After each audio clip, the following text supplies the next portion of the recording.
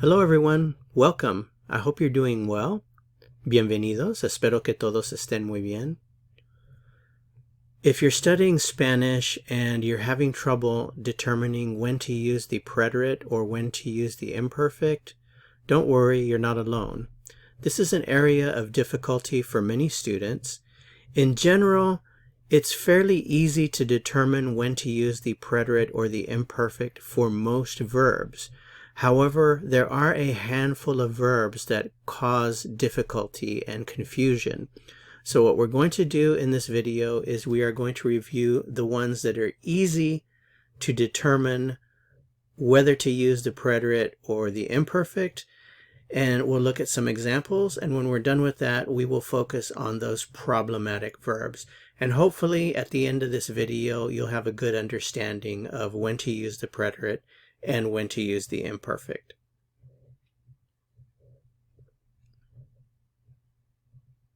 Let's go ahead and get started with our first example. Keep in mind that the preterite is normally used for completed actions.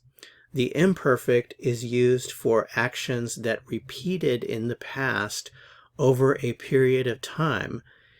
We're not concerned about when that action started or when it ended. We're just concerned with the fact that it was repeated over and over again. And that's really the main difference between the preterite and the imperfect. The preterite is for completed actions. The imperfect is for actions that repeated during a time period in the past. So for this example here, yo estudié en la biblioteca. This means I studied in the library. Yo estudiaba, on the other hand, means I used to study, or it can also mean I was studying. We have those two main meanings that we get from the imperfect. Estudiaba, I used to study, or I was studying. Now here's something that is a little tricky with the first meaning.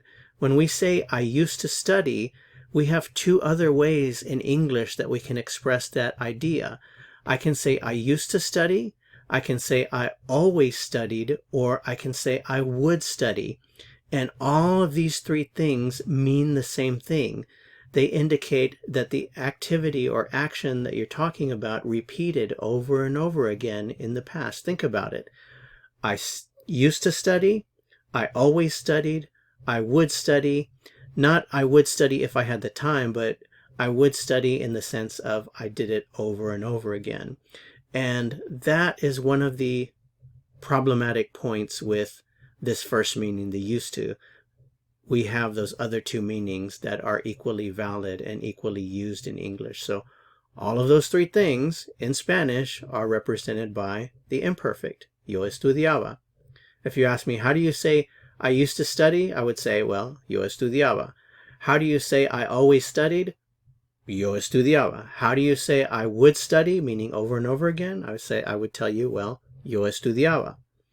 Okay, so remember two main things from the imperfect. I used to study and I was studying. It's also for an activity that was in progress in the past. I was studying. Yo estudiaba.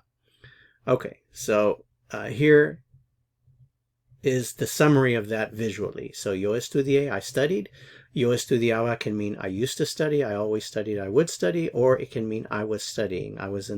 That activity was in progress. Okay. Another example.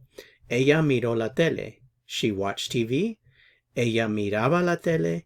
She used to watch TV. This can also mean she was watching the TV. She was watching TV. A summary of that visually.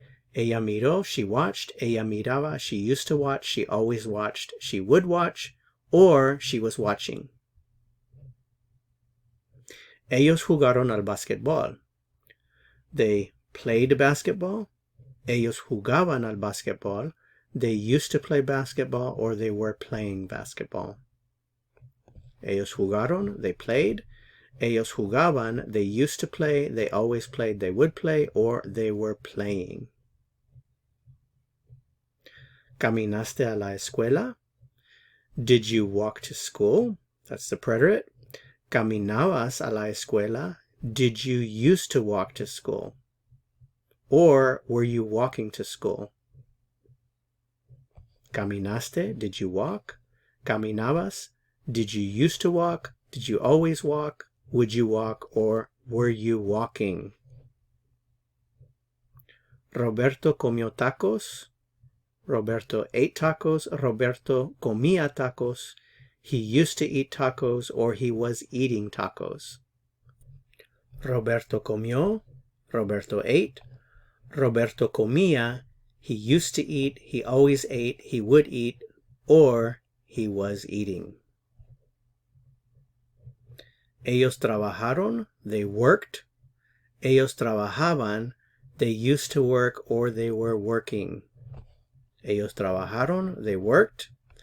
Ellos trabajaban. They used to work. They always worked. They would work, or they were working. Nosotros comimos. We ate. Nosotros comíamos. We used to eat, or we were eating. Comimos. We ate. Comíamos. We used to eat. We always ate. We would eat, or we were eating. Fui al cine. I went to the movies. Iba al cine. I used to go to the movies, or I was going to the movies. Fui, I went. Iba, I used to go. I always went. I would go, or I was going. Ellos hablaron. They spoke. Ellos hablaban. They used to speak, or they were speaking. Ellos hablaron. They spoke. Ellos hablaban. They used to speak. They always spoke. They would speak, or they were speaking. Yo viví en Madrid. I lived in Madrid. Yo vivía en Madrid. I used to live in Madrid, or I was living in Madrid. Viví, I lived.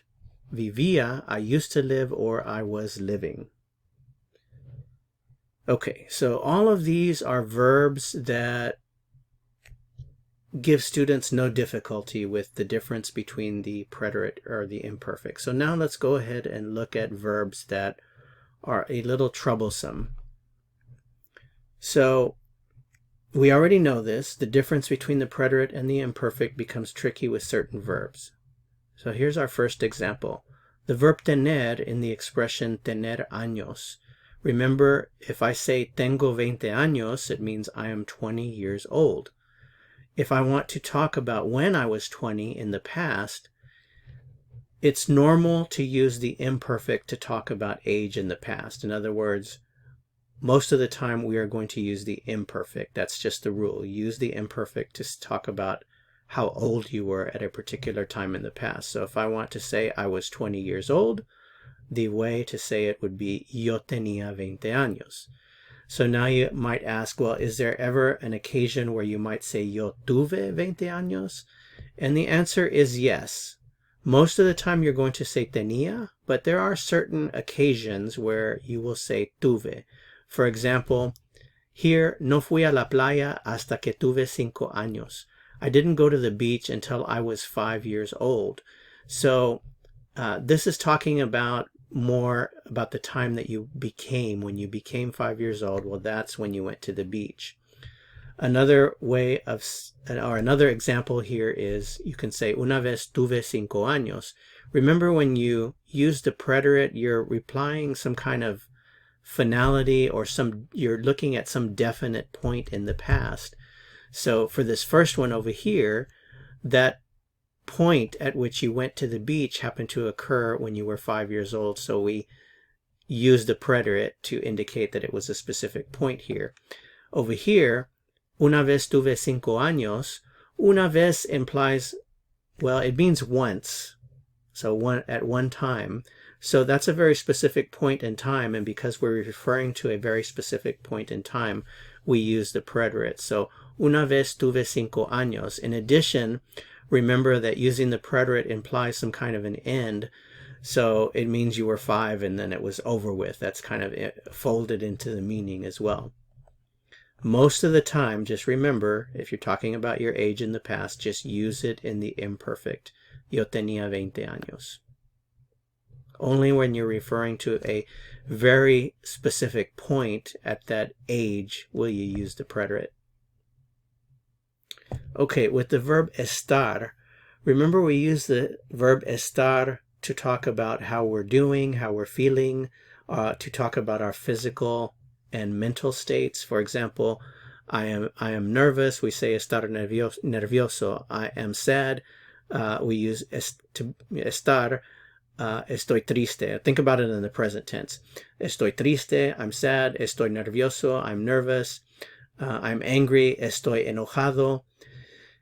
Whenever we talk about our states in the past, the norm is to use the imperfect to talk about how you were doing or how you were feeling in the past. So most of the time, people will say, yo estaba nervioso, for I was nervous. If you use the preterite, or if you hear someone use the preterite, then the meaning is that generally that it's over and done with. Estuve nervioso means I was nervous, but you're implying that being nervous came to an end. So if you want to focus on the fact that that state ended, then you'll use the preterite. It can also mean I became. Estuve nervioso, like all of a sudden I became nervous. Okay, so remember, most of the time for the verb estar, for mental and physical states, use the imperfect. We've already talked about this.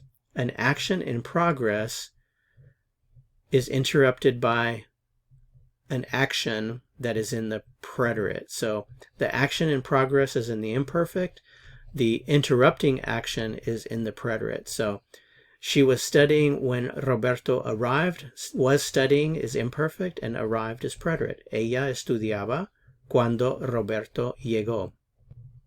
When Spanish speakers narrate stories in the past, the activity that was in progress is always imperfect, and the activity that interrupted it is always in the preterite.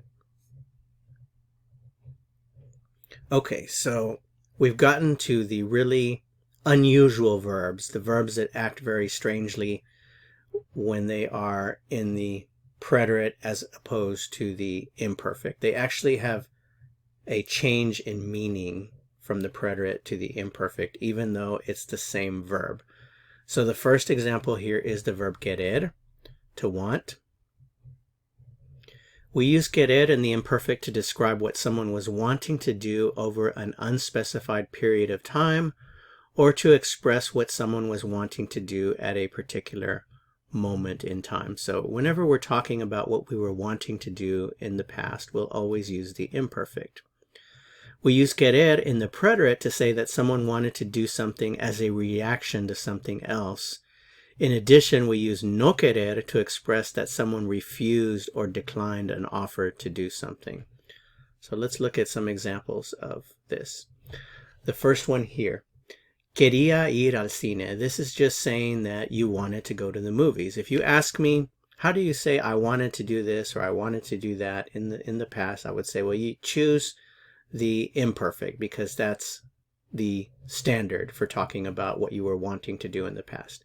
So I could say, yo quería ir al cine. I was wanting to go to the movies, or I wanted to go to the movies.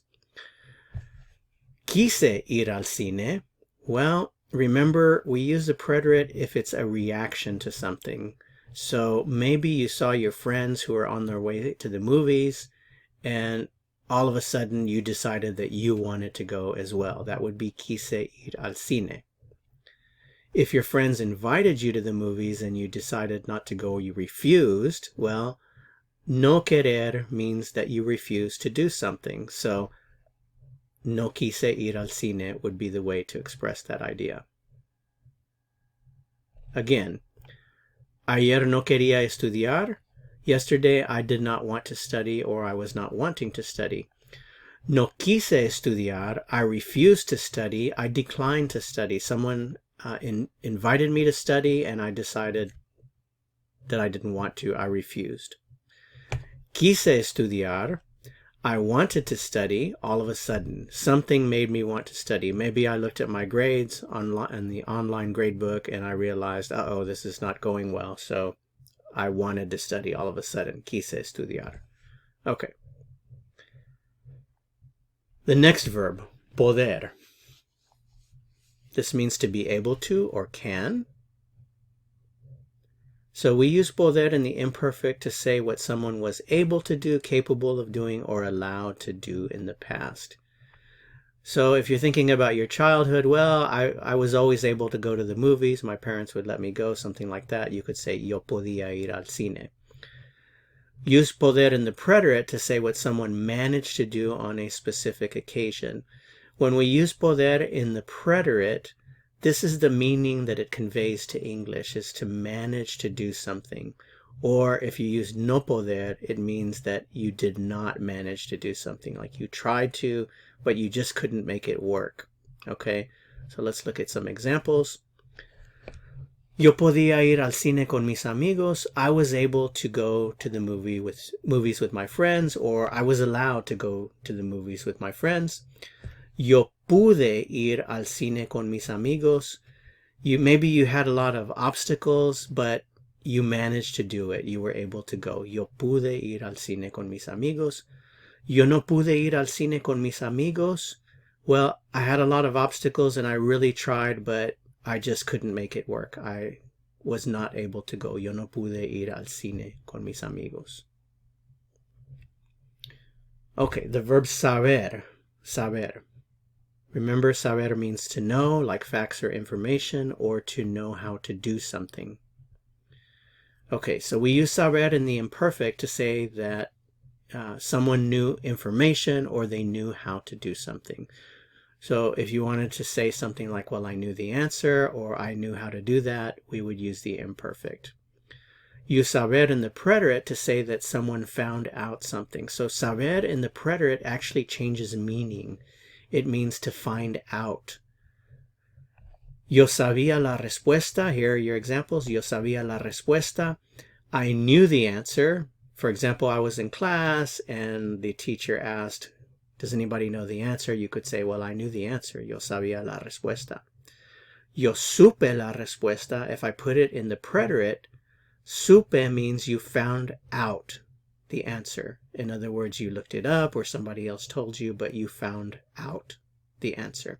Yo supe la respuesta. And again, these meanings are just kind of built into the preterite or the imperfect. And it's really through practice that you understand it much better. So the important thing here is just to understand, okay, it has this meaning in the preterite and this meaning in the imperfect. Okay, conocer. Conocer means to know, to be acquainted with. So we use conocer in the imperfect to say that someone knew or was familiar with a person, place, or thing. So for example, oh yeah, when I was in school, I knew, let's use Roberto as an example, since he's in some of our other examples. You could say, I knew Roberto, yo conocía a Roberto. Use conocer in the preterite to say that someone met another person. So conocer means to know, to be familiar with a person, place, or thing, but if you use it in the preterite, it means to meet someone. So here are your examples. Luis conocía a mi hermano. Luis knew my brother. In other words, he was acquainted with my brother. Luis conoció a mi hermano. Luis met my brother.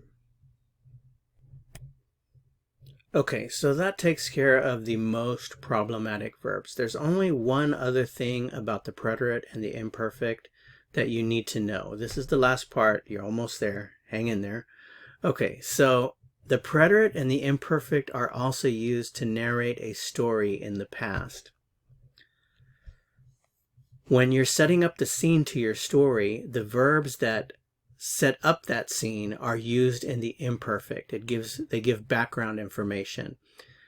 Érase una vez and había una vez both mean once upon a time. And notice that they're both in the imperfect, so these are a couple of examples of verbs that set the scene. The preterite, on the other hand, is used to tell the individual events of that story. For example, empezó a llover, it began to rain. So let's look at this made-up story here. I'm going to set up the scene with verbs in the imperfect, and then the individual actions are in the preterite. So the imperfect up here and the individual actions down here. Era un día en mayo. It was a day in May. Hacía muy buen tiempo.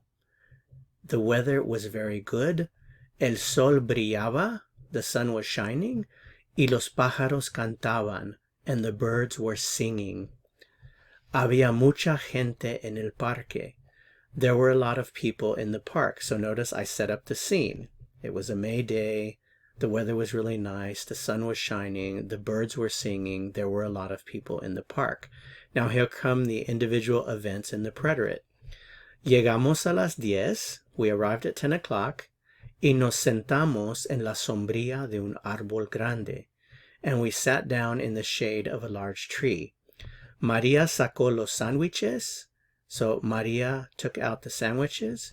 Y empezamos a comer. And we began eating. So there's your story. Again, setting up the scene, verbs in the imperfect, and the individual events in the preterite. Well, that was a somewhat lengthy explanation, but it is necessary to cover all of those points in order to fully understand the differences between the preterite and the imperfect. So I hope that was helpful to you, and now you can enjoy using the preterite and the imperfect without problems in Spanish. Ok, es todo para esta lección. Chao.